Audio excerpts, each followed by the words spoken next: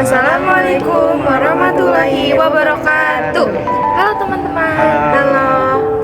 Kami dari kelompok 5 ingin menjelaskan konsep jamak qashar dengan matkul fikih ibadah. Sebelumnya perkenalkan, nama saya Najma Silmana Kusnihak dengan NIM 1232020 128 dan teman saya. Nama saya Zakia Dwi Burhani dengan NIM 1232020 149. Perkenalkan, nama saya Aim Aminul Haq dengan NIM 1232020 154. Let's get started. Di sini saya akan menjelaskan pengertian apa itu jamak qashar. Secara bahasa, makna kata qas atau qashar artinya adalah mengurangi atau meringkas. Sedangkan secara istilah, jamak qashar adalah sholat yang mengurangi bilangan rakaat pada sholat fardu dari 4 rakaat menjadi 2 rakaat. Sedangkan untuk sholat subuh yang jumlahnya 2 rakaat tidak ada ketentuan untuk mengqasharnya.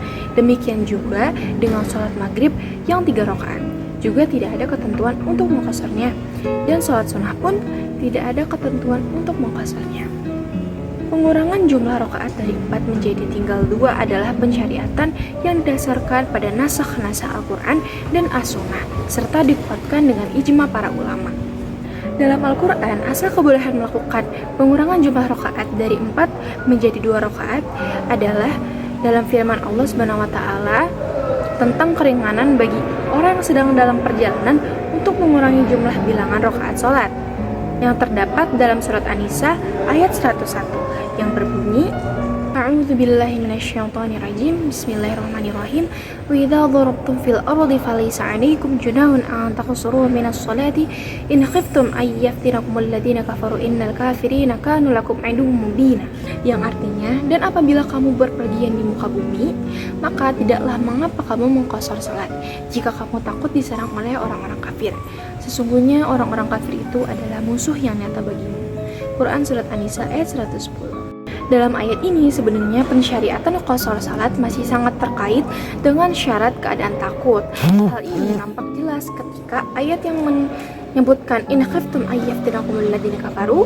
Ketika ayat ini diturunkan di masa Nabi SAW, nyaris hampir seluruh perjalanan Nabi SAW ini diancam bahwa orang-orang kafir yaitu orang dalam keadaan perang. Yang kemudian menjadi masalah, apakah kebolehan mengqashar salat ini hanya berlaku pada saat perang saja, ataukah juga untuk berlaku meski tidak dalam keadaan perang? Kalau hanya mengandalkan ayat ini saja, secara logika akal sehat, salat qashar hanya berlaku pada perjalanan ke medan perang saja. Namun ternyata kita mendapatkan penjelasan dari hadis Nabi SAW. Penjelasan dari hadis menjelaskan bahwa sholat qashar itu bukan hanya terbatas pada keadaan perang saja, meskipun ayatnya memang menyebutkan demikian. Ya'la bin Umayyah bertanya kepada Umar bin Al-Khattab radhiyallahu anhu, kenapa kita tetap mengqashar sholat padahal kita sudah berada dalam suasana aman? Umar menjawab, aku juga pernah menanyakan hal yang serupa kepada Nabi SAW dan beliau menjawab, itu adalah sedekah yang Allah berikan kepada kalian, maka terimalah sedekah itu. Hadis riwayat Muslim. Hadis sahih ini menepis berbagai penafsiran dan spekulasi bahwa sholat qashar terbatas hanya pada situasi perang saja, dan bahwa dalam keadaan damai pun sholat qashar tetap berlaku. Baik, di sini saya akan menjelaskan macam-macam jamak qashar dan syarat-syarat jamak qashar. Macam-macam salat jamak. Yang pertama, salat jamak takdim, yaitu 2 salat fardu yang dikerjakan dalam satu waktu. Yang pertama, misalkan salat maghrib dan isya yang dikerjakan pada waktu maghrib. Yang kedua, salat jamak takhir, yakni 2 salat fardu yang dikerjakan pada waktu salat yang kedua, misalkan salat zuhur dan salat asar dikerjakan pada waktu salat asar. Adapun yang dimaksud dengan salat qashar ialah salat yang diringkas, artinya salat fardu 4 rakaat diringkas menjadi 2 rakaat. Salat yang dapat diqashar yaitu salat zuhur, asar, isya, sedangkan maghrib tidak boleh diqashar. Dan salat subuh juga tidak diqashar. Selanjutnya, syarat sah salat jamak qashar. Pertama, jarak berpergian sekurang-kurangnya adalah setara dengan waktu 2 hari perjalanan dengan jalan kaki. Ukuran ini dengan sama 16 parsa, 1 parsa sekitar 82 km. Namun mengenai ukuran ini terdapat perbedaan di antara ulama yang menanyakan dengan jarak 138 km, sementara lainnya ada yang menyetarakan dengan 81 km. Disebut juga syarat jalan perjalanan. Ini mencapai 2 marhalah berjalan 119,9 km. Yang kedua, tidak dimaksud dengan untuk maksiat. Yang ketiga, salat yang boleh untuk dikosor adalah salat yang berjumlah 4 rakaat, yaitu salat zuhur, asar, dan isya. Yang keempat, tidak makmum kepada orang yang bukan musafir. Yang kelima, qashar ini harus dilakukan ketika musafir masih berada dalam perjalanan. Yang keenam, menghindari hal-hal yang merusak niat qashar, yaitu timbulnya keraguan pada diri musafir dalam menentukan antara akan mengqashar salatnya atau tidak. Yang ketujuh, niat mengqashar salat pada takbiratul ihram. Selanjutnya, rukun-rukun sholat jamak dan qashar adalah: 1. Dalam perjalanan minimal 89 km. 2. Bukan dalam perjalanan maksiat. 3. Sudah niat untuk menjamak dan mengqashar sholat. 4. Sudah tahu sholat yang dapat dijamak dan diqashar. Di sini saya akan menjelaskan tentang hal-hal yang dapat membatalkan sholat jamak dan qashar. Saya mengutip dalam kitab Safinah An-Najah bahwa ada 14 hal yang dapat membatalkan sholat jamak dan qashar. Tabtulu sholat bi arba'a asyara khoslah. Sholat menjadi batal jika terdapat salah satu dari 14 hal ini di tengah sholat atau di permulaan sholat. Yang pertama, bil hadas, yaitu hadas.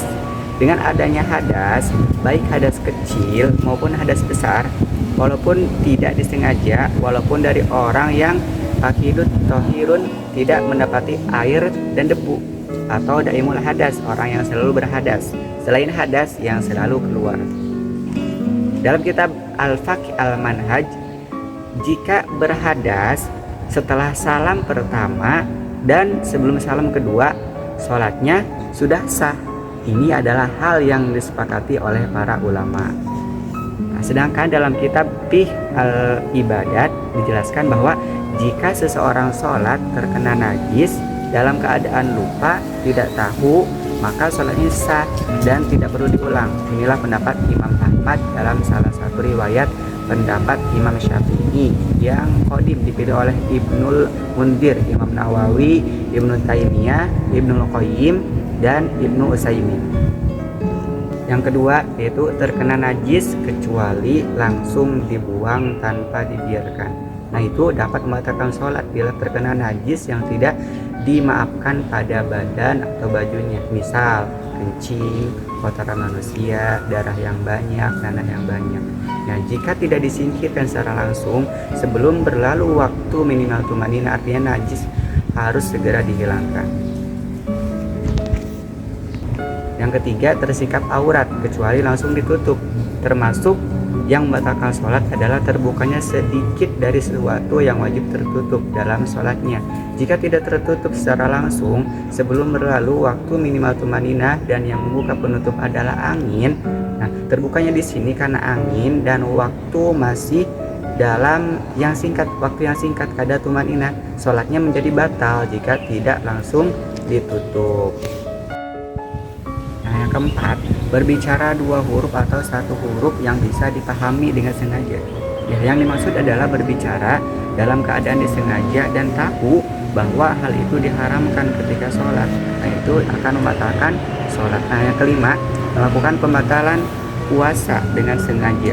Nah, sholat akan menjadi batal karena melakukan hal-hal yang dapat membatalkan puasa jika dilakukan dengan sengaja dan dia tahu ilmunya akan keharamannya. Contoh, memasukkan sesuatu ke dalam telinga, makan walaupun sedikit.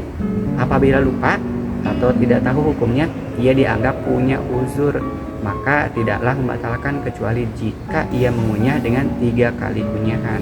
Nah, yang keenam, makanan yang banyak meski lupa, yaitu ukli, berarti sesuatu yang dimakan, makul, sesuatu yang batal dengan masuknya makanan yang banyak, walaupun bagi orang yang lupa. Sholat juga batal bagi orang yang tidak tahu dan punya uzur kalau makan yang masuknya itu banyak.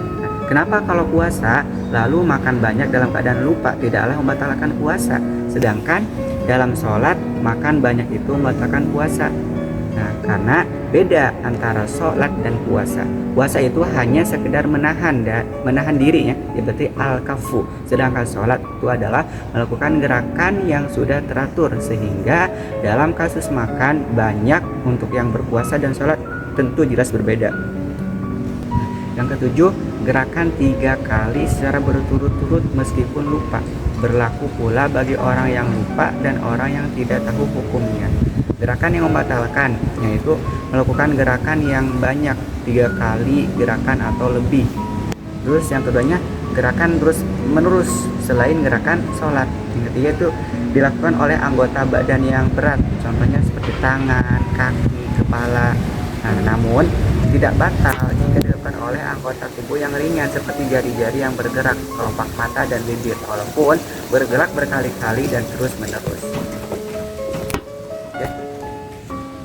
Yang kedelapan, melompat yang keras, karena lompatan itu pasti melampaui batas. Nah, maka dari itu otomatis sholatnya batal. Nah, yang kesembilan ada memukul keras, melakukan gerakan memukul yang melampaui batas, yaitu pukulan yang menggerakkan seluruh badan, termasuk pula tendangan yang melampaui batas. Nah, 10, menambah rukun fi'li, yaitu perbuatan dengan sengaja. Dilakukan dengan sengaja dan tahu hukumnya, seperti melakukan ruku tanpa mengikuti imam untuk membunuh ular misalnya, walaupun tanpa kadar tumakninah dan tidak bergerak dengan 3 kali gerakan yang terus menerus. Ini sholatnya batal. Kenapa? Karena sudah menambah ruku yang termasuk dalam rukun fi'li. Nah, terus yang ke-11, mendahului imam dalam 2 rukun dan ketinggalan imam 2 rukun tanpa udzur. Nah, yaitu yang pertama, mendahului imam dalam 2 rukun perbuatan walaupun bukan termasuk rukun yang panjang. Dan yang kedua itu terlambat dari imam dengan 2 rukun perbuatan tanpa adanya uzur. Nah, yang ke-12, niat memutus sholat, yaitu berniat keluar dari sholat secara langsung atau setelah 1 rakaat. Misalnya ketika kita sedang sholat, kita dalam hati ingin mengangkat jemuran dikarenakan hujan, maka otomatis sholatnya menjadi batal. Nah, yang 13, sengaja memutus sholat dengan dikaitkan dengan sesuatu. Misalnya dikaitkan batalnya sholat dengan datangnya seseorang. Nah, sholat itu harus ada niatan jazimah yang tegas dengan atau azam bertolak belakang dengan niatan yang jazimah. Nah, lalu yang terakhir yaitu yang ke-14 adalah ragu-ragu dalam membatalkan sholat. Hikmah disyariatkannya sholat qashar dan sholat jamak. Sebagaimana yang dijelaskan di atas, Allah Subhanahu wa taala menegaskan bahwa dalam mensyariatkan hukum-hukum agama, Allah Subhanahu wa taala tidak menetapkan sesuatu yang menyulitkan untuk atau menyusahkan hambanya, sehingga apabila seorang hamba sedang dalam kesulitan dalam menjalankan perintah agamanya, Allah Subhanahu wa taala telah memberikan kemurahan baginya agar hukum Islam dapat senantiasa diterima dan dilaksanakan dalam keadaan apapun. Dan sebagaimana firman-Nya yaitu wama ja'alallahu alaikum fid dini min haraj, artinya dan Dia tidak menjadikan kesukaran untukmu dalam agama.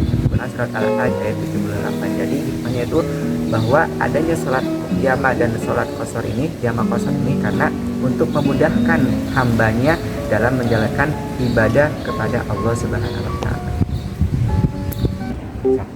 Terima kasih teman-teman sudah menonton video materi yang telah kami sampaikan. Kurang lebihnya, mohon maaf. Wassalamualaikum warahmatullahi wabarakatuh.